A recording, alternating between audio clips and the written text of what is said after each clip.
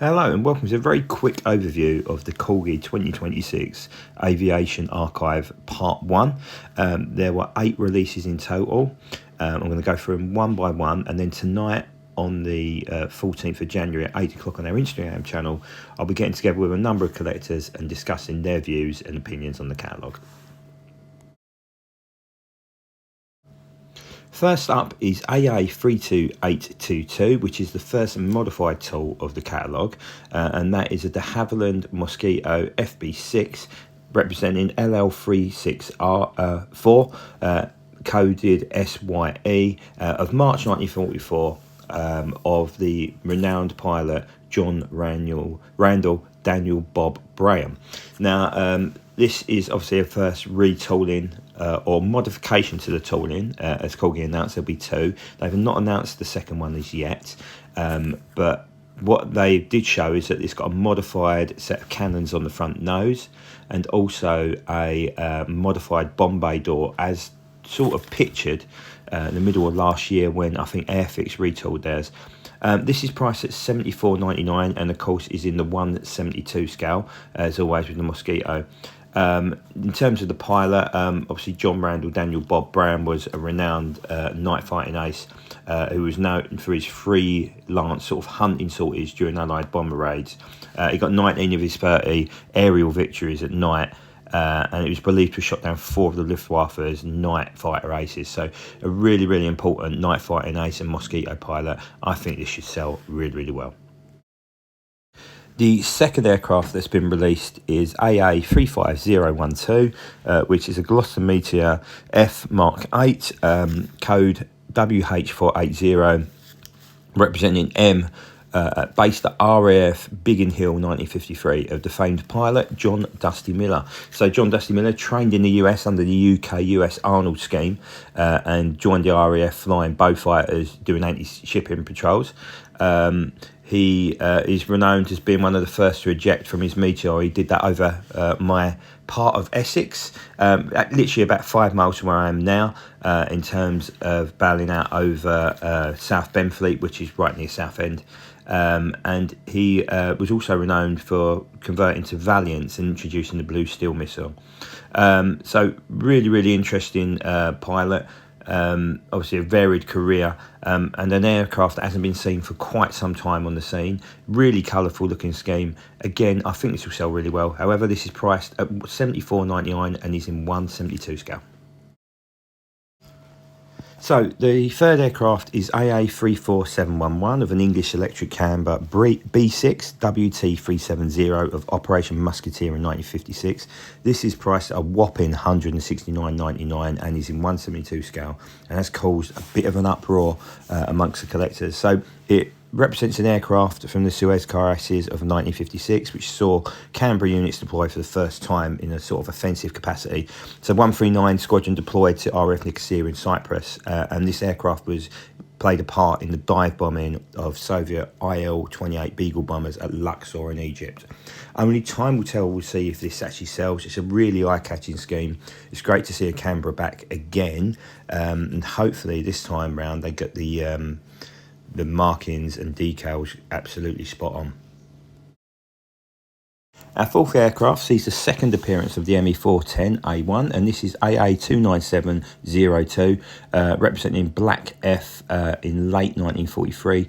This is priced at $94.99, of course is the second release of this new model. And this is flown by Rudolf Abrahamschick, who I've pictured right about now.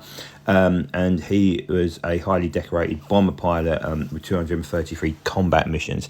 And these aircraft, in their really distinctive night scheme, were used to infiltrate bomber streams and often strike at the moment bombers least expected, and the crews were literally trying to switch off as they were landing on their bases back in England. And of course later in the war, as the war progressed, they were stalked by Mosquitoes and other Allied night fighters. Really, really interesting scheme. The first one was really well received. I would hope they fix the undercarriage, but I'm not going to hold my breath. It's still rather brittle, but it's a brilliant looking model, and I think this will sell out very well. So number 5 brings us to the Cold War, and that's AA35417 of Sepecat Jaguar GR1 XX963, codenamed AL, based in Germany in 1976. Really interesting story with this. This was based in Germany with the 2nd Allied Tactical Air Force, based at RAF Bruggen, an area where my dad spent many happy months in the RAF.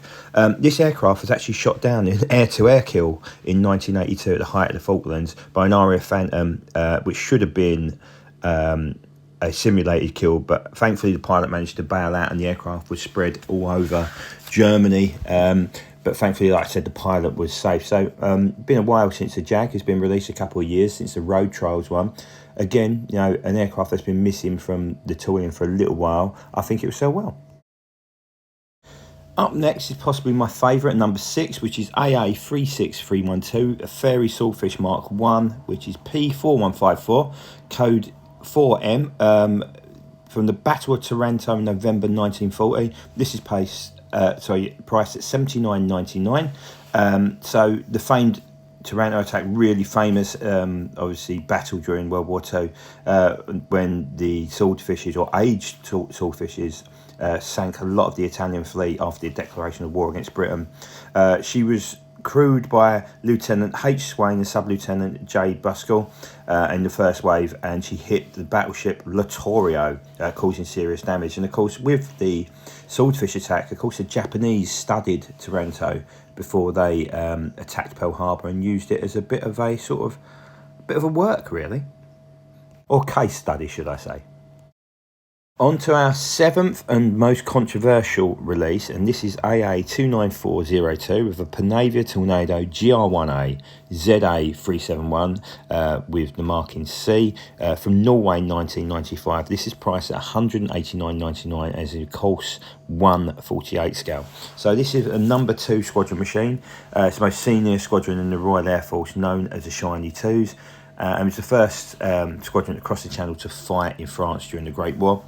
In 1988, it started its 27-year association with the Tornado, with the GI1 variant, and it was a dedicated, GI1A variant, should I say, was a dedicated recon platform made up of 14 newly constructed aircraft. And of course, the aircraft wears a temporary winter camouflage scheme in support of the squadron's deployment to Norway in 1995. So, controversial. Well, we all thought this was going to be retooled or modified as one of the 2 modified examples, and it's clearly not. Massive thanks to Phil Austin over on the page, who said he spoke to Corgi at RIAT last year, who said that they would release one more release before retooling it, and that's a real shame because the aircraft does look like a bit of a dog's dinner, in all fairness. You know, once it's done properly, this will then stand out massively against the new tooling ones. Look, I understand I've got to try and get some money back on the tooling. We shall only see when time will tell sort of how well this sells. It's a lovely scheme. It's just unfortunately a poor model. The 8th and final model is AA38809 of a Dornier Do 17ZF, work number 2787 and marked up as 7T plus HH, representing an aircraft of the raid on Liverpool in October 1940, priced at a very reasonable $89.99, which I think is great. So a little bit of history of it. Of course, it's known as the Flying Pencil, and of course the Z variant was the most heavily produced of all the Do 17s. The Z5 was the last major bomber variant, and that featured the addition of what is called the survival flotation equipment, which is included on this model, which is really good. The aircraft was one of 6 that was set to bomb Liverpool during the twilight hours of the 11th of October 1940, and then was presumed shot down by Spitfires of 611 Squadron over Wales after being seen trailing smoke from both engines. Really good release. I mean, anything with a Dornier in Battle of Britain will be an absolute surefire winner. So the final exclusive was a reveal of 2 new moulds, and that was the 172 Mark 5 Spitfire as well as Seafire, which is exciting news, and a 172 scale Hudson. The third one is to be revealed at RIAT during the summer, I would imagine it's a 148 jet of some sort. A lot of people are talking F35, but a Buccaneer is really hoped for as well. I would imagine that the second modified tool will be released at some point through the year. So don't forget to join us tonight, the 14th of January at 8 o'clock Greenwich Mean Time. Of course, we're coming from the UK. Over on our Instagram page, where you, the collectors, will have your say on this catalogue. Overall opinions of it, it's a little bit disappointing. I think a lot of people were hyped because of the 3 new tools and 2 adjustments, and it hasn't quite landed. But we'll listen tonight and see what everyone seems to think. I think the noise is all around the 148 Tornado, which is the big disappointment that it's been released prior to it being fixed. So I'll see you then. Thanks for watching.